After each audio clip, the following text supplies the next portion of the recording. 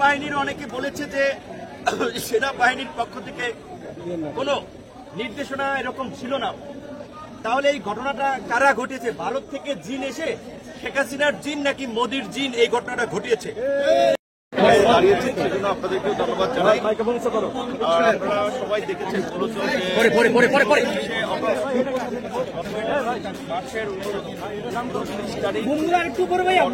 পরিষদের কেন্দ্রীয় কার্যালয়ের সামনে একেবারেই বিনা উস্কানিতে উদ্দেশ্য প্রণোদিতভাবে আমাকে হত্যা চেষ্টার উদ্দেশ্যেই আমাদের নেতা কর্মী সহ উপস্থিত যারা ছিল তাদের উপরে হামলা করা হয়েছে।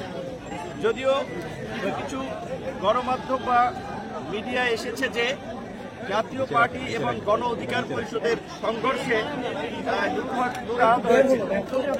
প্রকৃত অর্থে জাতীয় পার্টির সাথে আমাদের কোনো ওই রকমের ভাবে সংঘর্ষ হয় নাই। আপনারা দেখেছেন আমরা মিছিল নিয়ে যাওয়ার পথে আমরা অধিকাংশ নেতাকর্মী আমাদের কার্যালয়ে পৌঁছে গেছে। আর মিছিলের শেষ প্রান্তে কিছু লোক যখন এই ফ্যাসিবাদের দোসর ভারতীয় দাবেদার এবং এই দেশবিরোধী অপশক্তি জাতীয় পার্টির কার্যালয়ের, যেটাও জাতীয় পার্টির কার্যালয় না, মূলত এস আলমের বিল্ডিং, সেইখান দিয়ে আমরা যাওয়ার পথে তারা তাদের কার্যালয়ের মধ্যে থাকা সন্ত্রাসীরা আমাদের উপরে ঢিল মারে, দু একজনকে কাপড় টেনে ধরে। আমরা কিন্তু অনেকে তখন আমাদের কার্যালয়ের সামনে চলে আসছি। আমরা সংবাদ সম্মেলন করার জন্য তখন আইন শৃঙ্খলা বাহিনী যাদের সাথে পুলিশ এবং সেনার সদস্যরা ছিল তারা আপনার রাস্তা থেকে পেয়েছে, তাদেরকে পেটাতে পেটাতে আমাদের কার্যালয়ের সামনে আমরা করার জন্য দাঁড়িয়েছি, সেই অবস্থায় আমাদের উপরে হামলা করে। এবং এই বাংলাদেশের এমন কোন মানুষ নাই যারা ভিপি নূরকে চেনে না। পুলিশ এবং সেনাবাহিনীর সদস্যরা নিশ্চয়ই চেনে।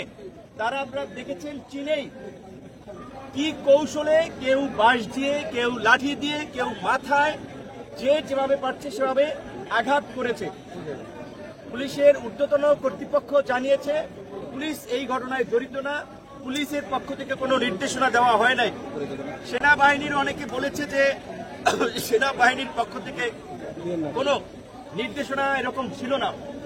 তাহলে এই ঘটনাটা কারা ঘটিয়েছে? ভারত থেকে জিন এসে শেখ হাসিনার জিন নাকি মোদির জিন এই ঘটনাটা ঘটিয়েছে?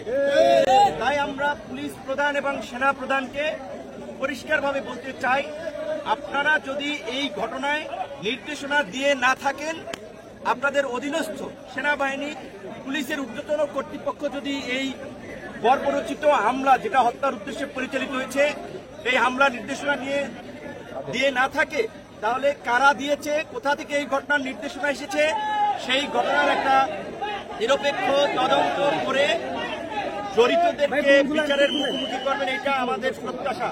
কিন্তু আমরা দেখতে পেয়েছি আমরা যে নতুন বাংলাদেশের কথা বলি, কার্যত এক বছরে বাংলাদেশের কৃষ্টি, কালচার, রাষ্ট্রীয় ব্যবস্থার কিছু পরিবর্তন হয় নাই, শুধুমাত্র ভাগবাটোয়ারার ব্যক্তিদের পরিবর্তন হয়েছে। এই যে একটা এই ঘটনার মতো এই মুহূর্তে একটা আলোচিত এবং সেন্সিটিভ ঘটনা, একটা দলের প্রধানকে কার্যালয়ের সামনে এইভাবে আঘাত করা হয়েছে। আমারটা আপনারা মিডিয়াতে গুরুত্ব দিয়ে ফলাও করে প্রচার করেছেন। আমি দেশ থেকে সিঙ্গাপুরেও গিয়েছি, কিন্তু আমাদের ছাত্র যুব অনেক নেতারা গুরুতর আহত হয়েছে। আমার নাকের দিকে তাকালে দেখবেন আমার ডান নাক, এই নাকের কিন্তু ডান সাইড দিয়ে বাঁকা, কারণ এই ফ্র্যাকচারের কারণে, প্লাস এখানে ডেভিয়েশন আছে। এই মেজর অপারেশনটা এবং সামগ্রিক মূল্যায়নের জন্য আমরা সিঙ্গাপুরে গিয়েছিলাম। ডাক্তার বলেছে এটা প্রথম 1 সপ্তাহ, ঘটনার 1 সপ্তাহ পরে করতে হবে বা 4 মাস পরে। তারা জানুয়ারিতে ডেট দিয়েছে। এইভাবে টার্গেট করে আঘাত করা হয়েছে। প্রকৃত যেটা আমাকে বলতে হবে, শেখ হাসিনার আমরা ফেসিবাদের সময় বলি, এই ফেসিবাদের সময়ও শেখ হাসিনার গদিকে চ্যালেঞ্জ করে আন্দোলন করেছিলাম আমরা। আমাদের উপরে আইন শৃঙ্খলা বাহিনীর এই রকমের বর্বরচিত হামলা হয় নাই। তাহলে এইটা একটা টার্গেট অপারেশন ছিল, আমাদেরকে টার্গেট করে অন্যদেরকে মেসেজ দেওয়ার জন্য এই হামলা পরিচালিত হয়েছে।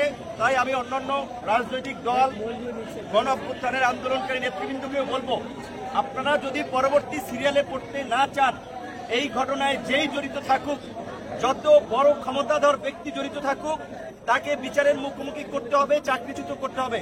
কিন্তু দুঃখজনক আমরা দেখতে পাচ্ছি ওই গতানুগতিক তদন্ত কমিটি গঠিত হয়েছে, মিটিং চলছে, প্রতিবেদন আলোর মুখ দেখে না। এই যে প্রায় 35 দিন হয়ে গেছে, একটা বিচার বিভাগীয় তদন্ত কমিশন করেছে, তাও তাদের কর্মকাণ্ড কিন্তু আমরা গাফিলতি দেখতে পাচ্ছি।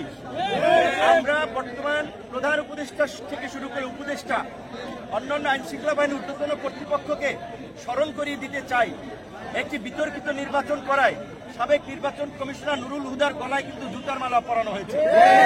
সাবেক প্রধান বিচারপতি বাইতুল মোকাররম ইমাম পালিয়ে গেছে দেশ থেকে। সুতরাং এই 29শে আগস্টের ঘটনার বিচার না হলে অনেকেই আমরা যদি বেঁচে থাকি রাস্তায় অপমানিত হবেন, অপদস্থ হবেন এবং ভবিষ্যতে তাদের গলায় গামছা আমরা পরাবো। আমরা সরকারকে সহযোগিতা করছি, আমরা এই সরকার দ্বারা কোনো বেনিফিটেড হই নাই, আমরা সরকারের ভাগ বাটোয়ার অংশীদার হই নাই। যাদেরকে সরকার ভাগ বাটোয়ারা সমঝোতা করে এই পর্যন্ত একটা পরিস্থিতি তৈরি করার চেষ্টা করেছে, সেটা কিন্তু দেখা গেছে এখন কিন্তু দেশের মধ্যে বিশৃঙ্খলা হচ্ছে, নির্বাচন নিয়ে বিভাজন, পাহাড়ে অস্থিতিশীল পরিস্থিতি। কাজেই এখন যদি একটা সুষ্ঠু নির্বাচন, বহুল আকাঙ্ক্ষিত নির্বাচন, সেই নির্বাচন যদি না হয় তাহলে কিন্তু দেশ আবার একটা সংকটে পড়বে। তো সেই সুষ্ঠু নির্বাচন কিভাবে হবে? একটা দলের প্রধানকে যদি এইভাবে আক্রমণ করে তার নেতা কর্মীদের সহ, এবং দেখেছেন তারপরে আমাদের শ্রমিক অধিকার পরিষদের সভাপতি তাকেও আক্রমণ করেছে গাজীপুরে, তাহলে কি হচ্ছে? এই সমঝোতার নির্বাচনে যাদেরকে সিগন্যাল দেবে তারা নির্বিঘ্নে ওই আওয়ামী লীগের আমি দামি নির্বাচনের মতো প্রচার প্রচারণা চালাবে, মিছিল মিটিং করবে। যাদেরকে সিগন্যাল দেবে না তাদেরকে এইভাবে হামলা করে আক্রান্ত করে মাঠ থেকে তাড়িয়ে দেওয়া হবে। তাই আমরা মনে করি সুষ্ঠু নির্বাচনের পূর্ব শর্ত হিসেবে এই ঘটনার বিচার, এই ঘটনার তদন্ত এবং জড়িতদের বিরুদ্ধে শাস্তিমূলক পদক্ষেপ নেওয়া জরুরি। অন্যথায় আগামীতে যে সুষ্ঠু নির্বাচন হবে সেটা আমরা বলতে পারি না।